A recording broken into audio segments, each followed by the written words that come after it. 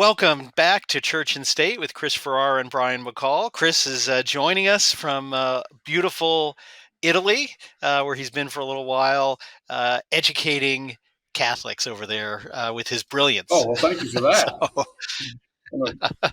Well, you look like you're working hard over yes, there. You look like it's a you're slog. exhausted. It's a slog. It's awful. Well, someone's got to Yes. do it. Well, while you've been over there enjoying yourself in Italy, Papa Bergoglio has been busy down in Rome. He's been appointing a lot of people. He appointed just yesterday 21 new cardinals, which, by the way, puts 138 cardinals into a college that by law is limited to 120. This guy really has no respect for law, does he? No, he gets the result that he wants because that's what he is. He's a dictator. Exactly. I mean, again, the irony with that one is he is the Pope. So, I mean, he could just change the law and, change what Paul VI wrote and say there's another number, but he just doesn't even want to go to that trouble. He just wants to do what he Well, wants. you can't have all these But in rules and terms regulations except the ones that he wants us to follow. Exactly. Well, speaking of getting what he wants, we know one of his big pushes is to essentially throw out the entire natural and divine law, particularly related to marriage, life, and the family. And he may have found a new doctrinal chief, in quotes, to his liking. He has just appointed now Cardinal-elect Fernandez to be the head of what used to be the Holy Office, used to be the Congregation for the Doctrine of the Faith, now the Dicastery for the Doctrine of the Faith. And this guy has got a really checkered history. First of all, he published a book back in 2017 called Heal Me with Your Mouth, The Art of Kissing. Kind of a typical book you'd expect a Catholic bishop to write. And I've always noticed, I don't even see if you can see this cover here. I was kind of interesting. You can't really tell if this is a man or a woman. You No, notice that? when you They're look kind more of closely. androgynous. Right. Oh, my goodness. It's ambiguous to me. I don't know. But regardless, even if it's only a man and a woman, what is a bishop writing a book about the art of kissing? Well, I'll tell you why. Because he's a disgusting little creep. That's why. Why mince words? I mean, this is absurd. This man is now the head of the CDF, which is now the dicastery, as you say, and now stands alongside all the other dicasteries. So it's demoted to basically another department in the bureaucracy that doesn't have any august function any longer. Worse than that, in the letter of appointment, Bergoglio says to him, I expect something quite different from you than the mere enforcement of doctrine. He wants him to continue undermining doctrine along the lines of this whole notion he's introduced of the natural law being just a benchmark that you can try to achieve depending upon your concrete circumstances. So to root the ability to follow the moral law when it comes to negative precepts of the natural law that bind everyone, always and everywhere, to limit that to something that one strives to achieve in concrete circumstances is to introduce situation ethics, which is the end of morality. Well, absolutely right. Again, this book, he's now tried to, quote, defend it by saying, oh, this was not theology. I was writing this together with a bunch of teenagers who were helping me. Okay, query why you're doing that. But if we go beyond that to an article he published in Revisita Theologia, a theological journal, in which he authored himself, no teenagers involved, he had this to say. In some questions of sexual morality, it is also imperative to discern in the direct light of the central hermeneutic criterion, to recognize how an incapacity for sexual abstinence often implies an encroachment on the freedom of the spouse, making one's own pleasure take precedence over the happiness of the other. But there is also the case of sexual abstinence that contradicts the Christian hierarchy of values crowned by charity. We cannot close our eyes, for example, to the difficulty that arises for a woman when she perceives that family stability is put at risk by subjecting the non-practicing husband to periods of continence In such a case, an inflexible refusal to use condoms at all would make compliance with an external norm take precedence over the grave obligation to care for loving communion and conjugal It's stability, which classic modernist subversion. They create a hypothetical so-called hard case. You have a non-practicing spouse, and the wife says, well, we have to practice periods of continence, which of course is quite impossible for the non-practicing spouse. And this is again, the introduction of the idea that in concrete circumstances, which are conjured up by these modernist theologians, it's so difficult to follow the natural law, and we can't be inflexible about this. And this is what he means by discernment. Discernment is the novelty that Francis has introduced. We must discern in any given situation whether someone is capable of complying with negative precepts of the natural law that admit of absolutely no exceptions. But here he is creating an exception for a difficult so-called situation. And if a difficult situation excuses you from compliance with the natural law, then there is no natural law. Exactly. I mean, it's almost like he's saying, well, if you're not married and you're not engaging in any marital acts, you shouldn't use contraception because it's not a problem. But if you actually have a problem where it's difficult, then go ahead. I mean, he's sort of removing the rule from a circumstance where it actually is applicable and helpful. He's a subversive creep. Yes. I'm not going to mince words. This guy is a creepy figure. He's a creepy little sicko who writes about the art of kissing. And this Pope has made him head of the CDF. And I'm sorry that I called him a sicko, but who but a personality that is disordered would be writing a book like this for public consumption in the role of a successor to the apostles? It just blows the mind that this guy is now going to be head of what used to be the Congregation for the Doctrine of the Faith. Well, and again, to make it fair, you're not being unfair when you call him a sicko. Here's some quotes from the guy's I know I'm book. not. You go ahead, read them. Yeah. No.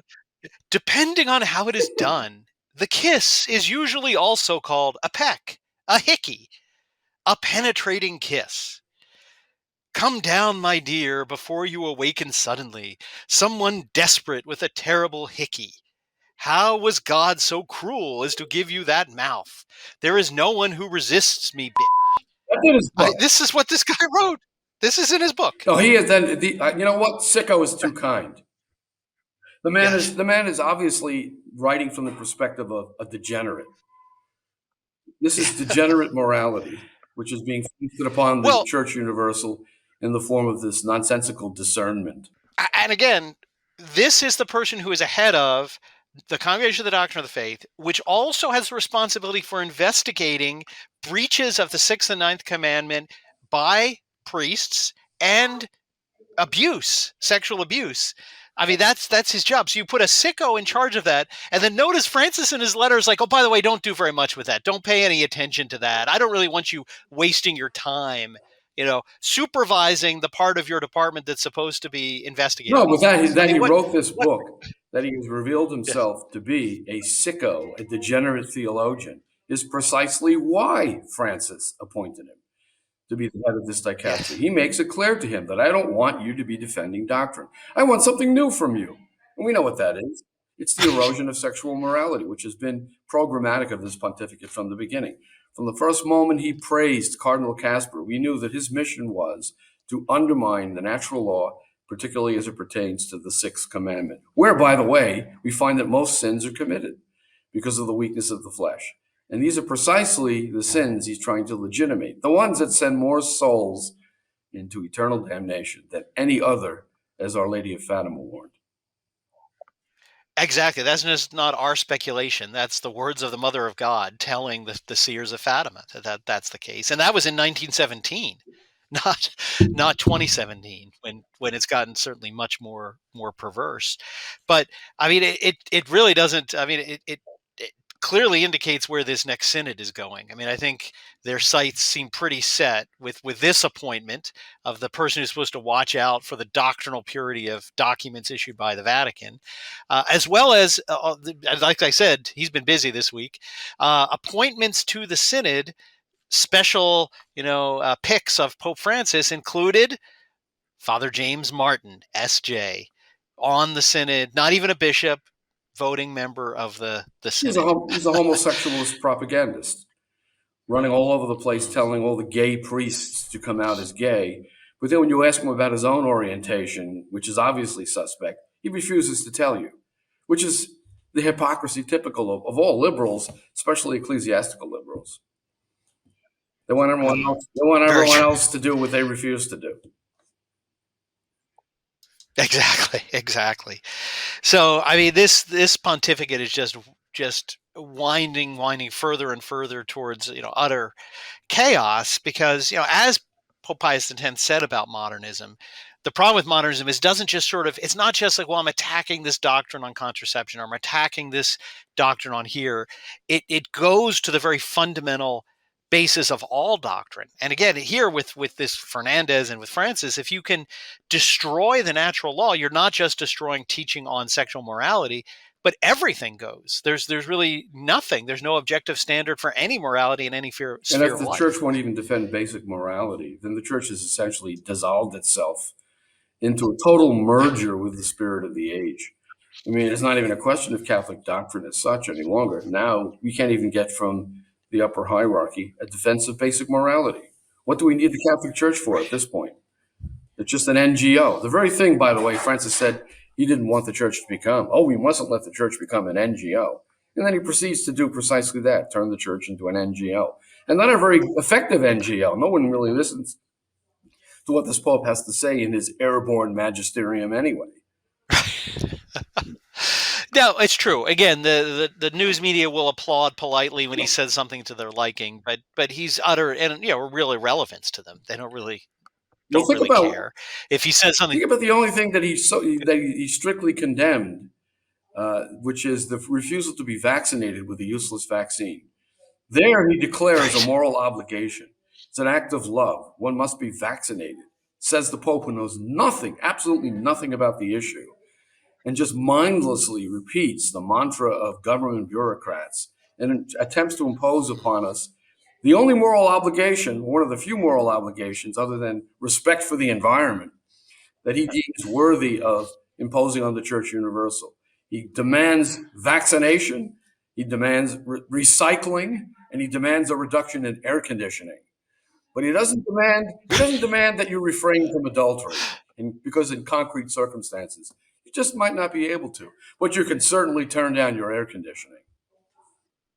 Right. Unbelievable. Just unbelievable. Doesn't matter how concrete your circumstances are, get the vaccine. But exactly. Well, speaking of sort of an organization that is betraying its entire purpose of existence, this week, moving to back to the U.S., to the state, the director in name only of the Federal Bureau of Investigation, Christopher Wray, was called before the House Oversight Committee and really sort of asked some questions to which he basically had no answers. And really, the whole hearing expose the hypocrisy of what these things have come. The FBI is no longer a government agency. It is the muscle arm of the Communist Democrat Party. I mean, it's become what the fascists were in Europe, who had their own sort of extra paramilitary, non-governmental group that went around enforcing party orthodoxy. That's sort of what it's become. And I'm going to play a little clip. This is Representative Jim Jordan asking him about the infamous Richmond memo, which probably you were in their sites. You live in Richmond. They're probably infiltrating your parish. That came out about 6 months ago, over 6 months ago, got leaked by a whistleblower. They were targeting and infiltrating traditional Catholic parishes. So let's take a quick listen to his stunning answers. And Director, what's the difference between a traditional Catholic and a radical traditional Catholic? I'm not an expert on the Catholic orders. Well, your FBI wrote a memo talking about radical traditional Catholics. I'm just wondering if you could define it for us. Well, what I can tell you is you're referring to the Richmond product, which was a single product by a single field office, which as soon as I found out about it, I was aghast and ordered it withdrawn and removed from FBI systems. You were aghast, then why won't you let us talk to the people who put it together? We are working on finishing an internal review into what happened We have there. to wait. We, the Congress, and the American people have to wait until you do an internal review. It's not a criminal investigation going on here. An internal review before we can talk to the people who wrote this? when we finish our internal review, which will be very soon, we will come back idea how before many the Catholics committee in America? and provide a briefing on what we found. Well, we And appreciate then the we can- briefing, but we want to talk to the people who wrote it. Any then idea we how can- many Catholics there are in America, Director? No, sir. There's a lot, over 60 million. What percentage of those are radical traditional Catholics, according to the Richmond Field Office of the FBI? Again, that product is not something that I will defend or excuse. It's something that I thought was appalling and removed it. Let's read. And again, he basically goes on. Notice he gives no answer whatsoever. When he sort of says, well, what's going on? So remember, they've had 6 months since it was leaked. The memo was around before that. 6 months it was leaked to the public when they got caught. But they're still Well, that's his investigating. modus operandi. See, if it's criminal activity by someone on the left that's being protected by the FBI, he'll say there's a pending investigation. What does the investigation consist of? It consists of sitting on the football till the statute of limitations runs out. That's their investigation. There is no investigation. And then when it comes to something like this, well, we can't talk about that either, even though it's not criminal, because we have an internal review. And the internal review will also be used to run out the clock. So this is a guy who's basically there to provide cover for illicit operations. He's an oily snake is what he is. And, if we get a Republican president, the first order of business, as soon as he takes his hand off the Bible on January 20th, is to fire that guy. Well, exactly. And you're exactly right. Notice he goes on. He never even commits. So Jordan keeps saying, so when can we talk to the people that wrote this? He never says they can. He just says, we'll brief you on the results of our investigation. That you'd think would be very extensive briefing after 6 months, but will probably never happen. And we'll say, and notice he tries to imply this is like a rogue one-off person, but there were 5 different people that approved this memo, including an internal counsel for the FBI that approved it as legally fine, as well as the reports that I've had from parishes in the Richmond area that saw unmarked cars driving around the parking lot, writing down license plates after this memo was made Yeah, and it was also So circulated to many FBI field offices in different parts of the country. Yes, It wasn't just exactly. confined to the Richmond office. It might have emanated from there, but it was sent to other FBI offices. And let's face it, that's what this is all about. It's all about this whole trend of attempting to create new categories of forbidden speech, forbidden expression, forbidden belief on the ground that they might inspire domestic terrorism. I'm involved in litigation against federal actors right now on this whole new theory of stochastic terrorism. People may express beliefs, they may say things that could inspire somebody to commit violence. That's not a category of unprotected speech we've ever heard of before. It's not incitement. It's not a true threat of force. It's none of the categories the Supreme Court has recognized as unprotected. So what they're trying to do is establish in this country basically a hate crime regime that resembles that in Canada and the EU without passing any legislation that would punish hate crimes. It's just a de facto hate crime. And that's what he's up to. That's what this Richmond memo is all about. Well, and again, as you point out, while they're driving around parking lots of Catholic churches, writing down the license plate numbers, trying to get, infiltrate congregations, the Biden crime family is not being investigated at all. Again, I don't know what more evidence can be leaked. Now there's tapes of the guy's son shaking down foreign leaders saying, I'm sitting next to my father, the vice president. You better send us millions of dollars right now. But the FBI is wholly uninterested. Well, Again, when Gates Representative Matt- confronted Ray on this particular thing, Yes. where he's saying the Biden, Hunter Biden is saying, I'm sitting here next to my father, and if you don't give me what I want, which is basically $5 million, not only I, who have an endless capacity to hold a grudge, but my father and everybody he knows will make you live to regret the day you didn't send us the bucks. That's the essence of what he said. So he says to Ray, what are you doing about this? Oh, I can't comment on pending investigation. Is there an investigation of this going on? I can't comment on whether there's an investigation. In other words, he's not going to do anything. There is no investigation. They're just going to rope-a-dope Congress until the 5-year statute of limitations runs out, if it hasn't run out already. They're going to hide the evidence. They're going to pretend there is nothing to investigate while telling Congress that there's an investigation.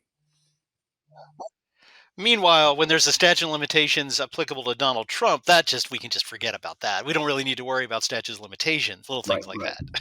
So what we basically have, obviously there's a two-tiered system of justice in this country. I mean, if the members of the Trump family had been engaging in a grifting operation like this, they would all be in orange jumpsuits by now. Well, and again, this coincides with this story, this bizarre story, where last week they discover cocaine in the residence of the White House. And then the Secret Service announces yesterday, oh, we've closed the investigation. We have no suspects. We have nobody to Yeah, investigate. So you have the son of the president, who is a known cocaine addict, in the White House, and then after he leaves the White House, you find a bag of cocaine. But it's beyond me who might have brought it in. Impossible. As well as, I don't know if you know, commentator Dan Bongino, who used to be a Secret Service agent, has come out and said that the only people who can enter the yeah, residence of the White House without being searched or screened are the president of or his course. immediate family.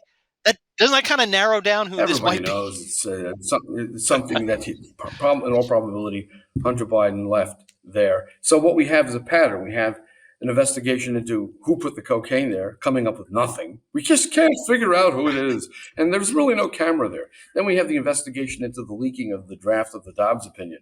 Oh, we looked as hard as we could. We just couldn't find anybody. And then we have the investigation into the death of Epstein in his jail cell. The cameras weren't working. I guess we'll never know what really happened. Well, we'll just say he committed suicide, and so on and so forth. Oh, I'm the pipe bomber. We just can't figure out who that figure was telling the police about the pipe bomb and then walking away. The person who tells the police about the pipe bomb is suspect number one. They asked Ray about that. Oh, I don't know. I really can't tell you about that. We reviewed thousands and thousands of hours of videotape. I can tell you that much. Yeah, but what about that particular figure? Have you made any effort to find out who it is? Have you discovered after 900 days, who planted the non-operative pipe bombs in front of both the DNC headquarters and the RNC headquarters in an obvious attempt to distract the Capitol Police Force? Coincidentally, at the very moment the crowds were pouring into the Capitol building. Oh no, he doesn't know. You just can't figure it out. So I think Gates pointed it out, or one of the other congressmen pointed it out. Whenever an investigation has a probable outcome that would hurt the Democrats, there is no outcome. Right. And again, it all goes all the way back to 2016, Comey's investigation into the Hillary Clinton emails that was announced, and then, oops, there's nothing there. Sorry. Again, this is a pattern, goes way back. And again, to his credit, disagree with him on several issues, but RFK Jr., who's really a big threat to Biden right now and to the establishment, is basically saying this has been going on for decades. I mean, he is now publicly saying his uncle and his father, John F. Kennedy and Robert F. Kennedy, were assassinated by organs of the U.S. government. And, one of the things he's pledged, if he were ever elected, was to release the remaining 5,000 documents that, now that everybody's dead who was involved, should be released. But Biden and midnight a few weeks ago reclassified, so they wouldn't be made known. So again, his point is, maybe we're just becoming aware of it, 2016, 2022, 2023, but this has been going on for decades. Oh, by the way, yeah, there was an expiration pending. The documents were supposed to be made public 60 years or so after the event. And yes. on the threshold of that revelation, Biden said, well, we'll just reclassify them for another 60 years. They don't want At midnight one night. By the way, apropos of this involvement of the FBI in nefarious dealings, there was a declassified document of FBI surveillance of the Second Vatican Council as a harbinger of wonderful things to come in the church. Very positive changes, meaning the decommissioning of the church. So the FBI was on top of that too. I mean, to be honest, my own conclusion, we're watching this guy Ray, makes J. Edgar Hoover look like a choir boy. No, I mean, J. Edgar Hoover was nothing compared to this guy. He is the ultimate slick salesman for what the FBI is engaged in, which is basically inquisitions against law-abiding American citizens at this point. And there was also an inquiry about something like 200,000 unauthorized inquiries into private records by the FBI without any authorization. And Ray professed not even to know the number, let alone the outcome of any so-called internal review. They're running amok, and he's covering for them. Well, and there you have it. Again, same story in church and state. The DDF, the Dicastery for the Destruction of the Faith, undermining the full purpose of the original organization, and the Federal Bureau of Investigation becoming the Federal Biden Instrumentality, essentially the Biden Protection Agency.